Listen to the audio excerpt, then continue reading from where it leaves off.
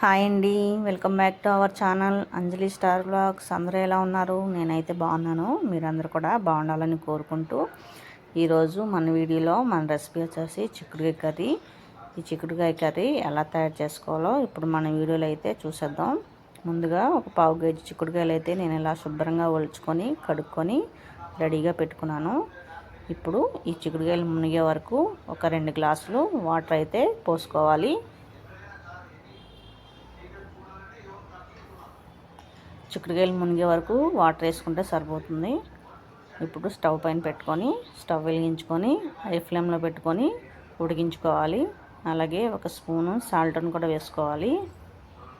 ఒక పొంగు వచ్చే వరకు ఉడికించుకుంటే సరిపోతుంది. ఎక్కువ ఉడికించుకొని అవసరం లేదు.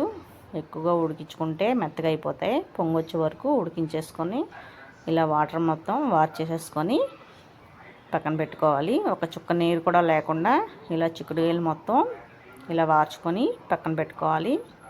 ఇప్పుడు ఈలోపు ఇవి చల్లారేలోపు మనం కర్రీని అయితే రెడీ చేసుకోవాలి.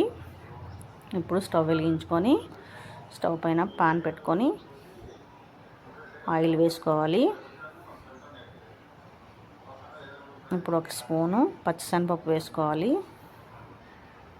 కొద్దిగా జీలకర్ర కూడా వేసుకోవాలి.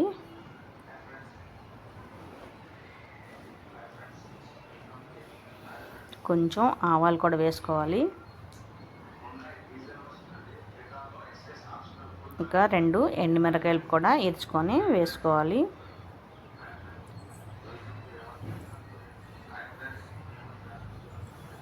కొంచెం కరివేపాకు కూడా వేసుకోవాలి. ఇవి గోల్డ్ కలర్ వచ్చే వరకు వేయించుకుంటే ఈ పోపు సరిపోతుంది. ఒకసారి కలుపుకొని ఒక పెద్ద సైజు ఉల్లిపాయ అలాగే 2 చీరికలు పచ్చిమిరపకాయలు కూడా వేసుకోవాలి. ఒక ఉల్లిపాయ అయితే సరిపోతుంది. ఎక్కువ ఉల్లిపాయ అవసరం ఉండదు. ఇప్పుడు ఈ ఉల్లిపాయ వేగే వరకు కలుపుకుంటూ వేయించుకోవాలి.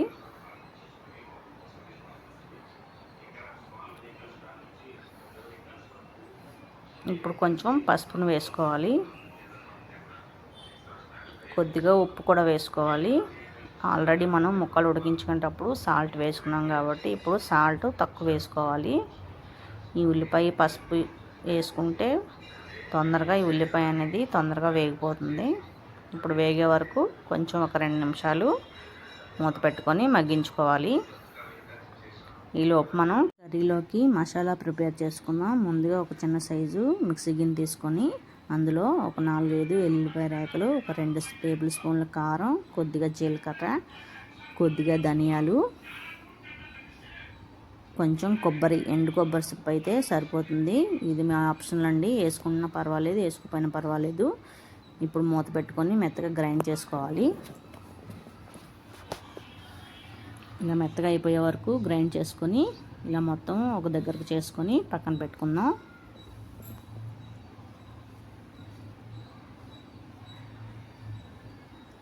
ఇప్పుడు ఒకసారి ఉల్లిపాయలు మళ్ళీ ఒకసారి మూత తీసుకొని బాగా కలుపుకోవాలి.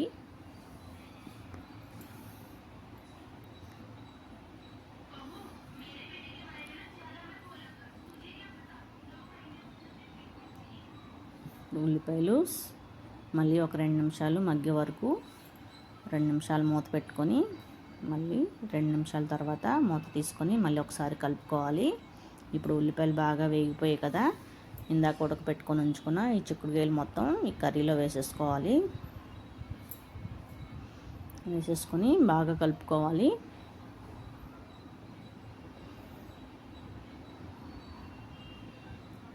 ఇలా కలుపుకున్న తర్వాత మళ్ళీ ఒక 2 నిమిషాలు మూత పెట్టుకొని బాగా మగ్గేలాగా ఉంచుకోవాలి. మళ్ళీ మూత తీసుకొని ఇందాక సిద్ధం చేసి పెట్టుకున్న ఈ మసాలా పొడిని ఇందులో వేసేసుకోవాలి. ఈ మసాలా పొడి మొత్తం ఇలా వేసేసుకొని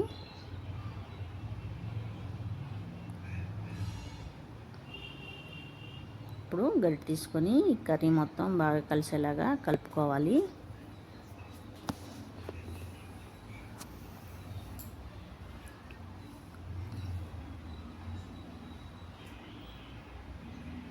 ఇప్పుడు మూత పెట్టుకొని మరొక 2 నిమిషాలు కర్రీ ఉడికే వరకు మగ్గనిచ్చుకోవాలి. మళ్ళీ 2 నిమిషాల తర్వాత మళ్ళీ ఒకసారి కలుపుకొని మధ్యలో కలుపుకుంటూ ఉంటే కర్రీ అడుగంటకుండా ఉంటుంది. ఎందుకంటే మనం కొబ్బరి వేసాం కాబట్టి కర్రీ అనేది కొంచెం అడుగు పడుతుంది. అందుకని మూత తీసుకొని అప్పుడు 2 నిమిషాలకు ఒకసారి కలుపుకుంటూ ఉండాలి. ఇప్పుడు మరొక 2 నిమిషాలు మళ్ళీ మగ్గనివ్వాలి. ఇప్పుడు కర్రీ మొత్తం బాగా ఉడికిపోయింది. ఇప్పుడు ఒకసారి గరిటె తీసుకొని కలుపుకుంటే ఒకసారి మన కర్రీ చిక్కుడుకాయ కర్రీ రెడీ అయిపోయినట్లే.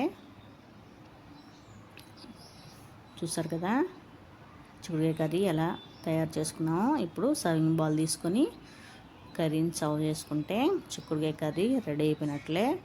చూసారు కదా చాలా ఈజీగా చిక్కుడుకాయ కర్రీ అనేది రెడీ చేసుకున్నాం కదా.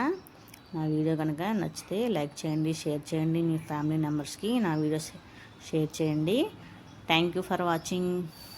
మరొక వీడియోలో మళ్ళీ కలుసుకుందాం. Bye bye.